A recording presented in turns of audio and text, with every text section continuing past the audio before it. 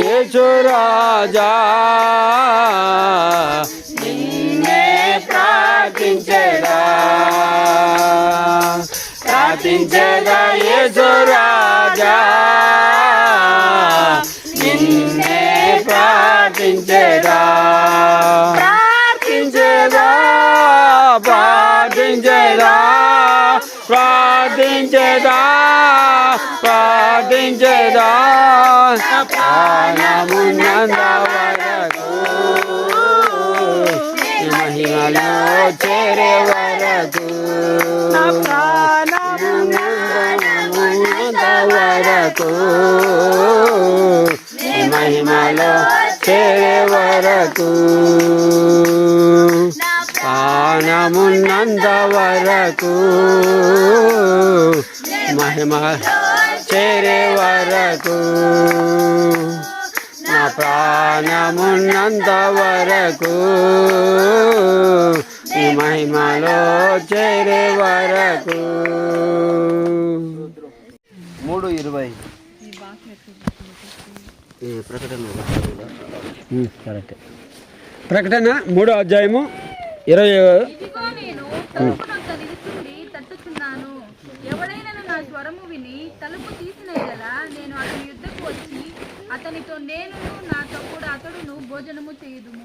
హల్లెలూయా. సర్వగల దేవా నీకే స్తోత్రం ప్రభువా, మంచి యేసయ్య మహోన్నతుడా నీకే స్తోత్రము. ఈ మధ్యాహ్న కాల సమయమందు ప్రభా ఏదో మేము ఇక్కడ టైం పాస్ చేయాలని లేకపోతే జాలీగా ఎంజాయ్ చేయాలని రాలేదు ప్రభా. మీరిచ్చిన ఈ ప్రశాంతమైన ప్రకృతి మధ్యలో మీ సృష్టిని ప్రభా చూసి మిమ్మల్ని స్తుతిస్తూ మీ వాక్యాన్ని ధ్యానించి మమ్మల్ని మేము ఇంకనూ బాగా కట్టుకోవాలి, ఇంకనూ మేము ఆత్మీకంగా ఎదగాలి, ఇంకనూ మేము మీరు చూపించే మార్గంలో వెళ్ళాలి, దానికి తగిన వారుగా మమ్మల్ని మేము ప్రభా సిద్ధపరచుకోవాలని చెప్పి ఇక్కడ వచ్చి ఉన్నాం ప్రభా. ఒకవేళ చోటు డిఫరెంట్గా ఉండొచ్చు, ఇంట్లో, చర్చిలో, కొండ మీద, అడవి లోపల ప్లేస్ డిఫరెంట్ ప్లేస్గా ఉండొచ్చు, కానీ ఉద్దేశం ఒకటే, మేము ఎలాగైనా క్రీస్తువులో కట్టబడాలి, మేము ఎలాగైనా క్రీస్తువులో ఇంకనూ ఎదగాలి, ఆ పరలోక రాజ్యానికి మేము వారసులుగా ప్రభా మారాలి. యేసయ్యా ఒక్క లైన్ కూడా ప్రభా మేము ఒక అడుగు కూడా మీకు ఇష్టం లేని చోటికి అడుగు పెట్టకుండా మీరు చూపించే మార్గాన్ని వదిలేసి లెఫ్ట్ రైట్కి పోకుండా ప్రభా మీరు చూపించే మార్గంలోనే వెళ్ళి మీ ఆశీర్వాదం పొందుకోవాలనేది మా ఉద్దేశం. దాన్ని నెరవేర్చమని వేడుకుంటున్నాం. యేసుక్రీస్తు నామములో వేడుకుంటున్నాము తండ్రి. అక్కడ రాయబడిన వాక్యం ఏమంటే, ఇదిగో నేను తలుపు నొద్ద నిలుచుండి తట్టుచున్నాను, ఎవడైనాను, ఇక్కడున్న ఎవరైనా సరే ఎవడైనాను విని తీసిన ఎడల వచ్చి అతనితో నేనును నాతో కూడా అతడును. హల్లెలూయా హల్లెలూయా. ఎంత గొప్ప ఒక ఫెలోషిప్ చూడండి. హల్లెలూయా. ఫెలోషిప్ అంటే ఒక ఐక్యత. మన ఇంటికి ఎవరైనా భోజనానికి వస్తారంటే చాలా సంతోషం కదా. మనం ఇంట్లో ఏదో ఉంటే కూడా సరే, లేకపోతే కూడా సరే, ఏదో ఒక చేసి పెడతాం. ప్లస్ వారి కోసం ఎదురు చూస్తూ ఉంటారు, వస్తున్నారు, బంధువులు వస్తున్నారు, మా కుటుంబ సభ్యులు వస్తున్నారు అని చెప్పి వారి కోసం ఎదురు చూస్తుంటాం. వారు వచ్చినప్పుడు చాలా సంతోషం. బట్ ఇక్కడ ఎవరు వస్తున్నారంట? దేవుడే మన ఇంటికి వస్తున్నారని చెప్పి రాయబడింది. హల్లెలూయా. మమ్మల్ని సృష్టించిన దేవుడు, ఈ ఆకాశ భూమి ప్రకృతిని సృష్టించిన దేవుడు చూడండి. ఈరోజు కొంచెం తక్కువ ఉంది, రేపు చూస్తే ఇక్కడ అంతా ప్రజలు ఉంటారు. ఎన్ని వేల ప్రజలు వస్తారో తెలియదు, ఎక్కడెక్కడి నుంచి వస్తారో తెలియదు. వచ్చి ఏం చేసుకోపోతారు?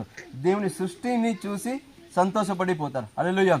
ఆ దేవుని సృష్టిని చూసినప్పుడు వారికి సమాధానం, సంతోషం, బీపీ అంతా డౌన్ అవుతుంది, మీన్స్ నార్మల్గా వస్తుంది. అందుబాటులో లేకుండా దూరంగా వెళ్ళిపోయేది. మూవింగ్ అవే ఫ్రమ్ గాడ్ అంటారు. దేవుని నుంచి దూరంగా వెళ్ళిపోయేది. అక్కడ ధర్మశాస్త్రము వినబడకుండా చెవిని తొలగించుకున్న వాడిని ప్రార్థన హేయము. దేవుని మాట వినాలి, దేవునికి లోబడాలి. ఆయన మాట ప్రకారం వింటేనే మనకు ఆశీర్వాదం.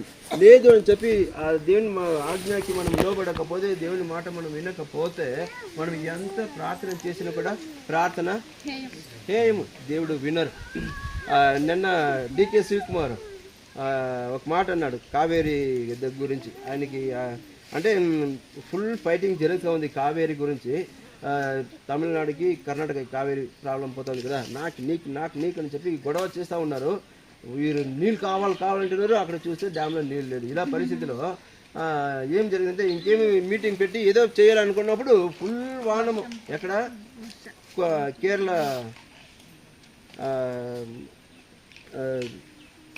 అమ్మ నిలబడిన క్షేత్రం రాహుల్ గాంధీ నిలబడిన వయనాడులో ఫుల్ వాన వర్షం వచ్చి కేఎస్ఆర్ డ్యామ్కి నీళ్ళు వచ్చేసింది. ఇప్పుడు కబిని డ్యామ్ నిండిపోయి తమిళనాడుకి నీళ్ళు పోతా ఉంది. అప్పుడు ఆయన చెప్పి ఇదికి పోయాడు. మైసూర్లో ఒక గుడి ఉంది, చాముండేశ్వరి గుడి ఉంది. అక్కడ వెళ్ళి ఆయన ఏమన్నాడు తెలుసా, హిందూ ఒక స్టేట్మెంట్ ఇచ్చాడు, ప్రయత్నము వ్యర్థముగా పోతుంది, ప్రార్థన వ్యర్థముగా పోవదు. మరి ఒక పక్క హిందూ, మా ఊరు పక్కనే, వారికి మనకి 5 కిలోమీటర్ దూరం, మా ఊరు పక్క. ఆయన చిన్నప్పటి నుంచి ఆయన చూస్తూ ఉన్నాను. ఆయన చెప్పిన మాట అవునా పలకించవచ్చు, కానీ ఇప్పుడు కొంచెం కష్టం. ఆయన ఏమన్నాడు, ప్రయత్నము వ్యర్థముగా పోవచ్చు కానీ ప్రార్థన వ్యర్థముగా పోవదు. మన ప్రార్థనకి అంత విలువ ఉంది. ప్రార్థన వ్యర్థముగా పోవద్దు. మన ప్రార్థన వ్యర్థముగా పోకుండా ఉండాలంటే మనం దేవునికి అందుబాటులో ఉండాలి. అవుట్ ఆఫ్ సర్వీస్లో వెళ్ళిపోతే మనం ఎంత అరిసిన కూడా ఏ ప్రయోజనం లేదు. ధర్మశాస్త్రం వినబడకుండా చెవిని తొలగించి వాడిని ప్రార్థన హేము. యేసయ్య 59:2 మీ పాపములు ఆయన ముఖమును మీకు మరుగుపరచును అని చెప్పి రాయబడింది. చదవదండి, టైం అవుతుంది. యేసయ్య 59:2లో మీ పాపములే ఆయన ముఖమును మీకు మరుగుపరచును. మనము అందుబాటులో లేకుండా దేవునికి దూరంగా వెళ్ళిపోతా ఉన్నామంటే కారణం ఏమి? మన పాపము. మనం ఏదో తప్పు చేసాము కాబట్టి ఏం చేస్తా ఉన్నాము? దేవుని యొక్క ప్రసన్నతని వదిలేసి దూరంగా పారిపోతా ఉన్నాం. ఎవరు దూరంగా పారిపోయిన వ్యక్తి బైబిల్లో? దేవుని ప్రసన్నత నాకు వద్దు అని చెప్పి దూరంగా పారిపోయాడు కదా యోనా. దేవుడు మాట వినలేదు. దేవుడు యోనాకి ఏం చెప్పినారు? నినవే పోపా అని చెప్పినారు. బట్ ఆయన ఏం చేశాడు?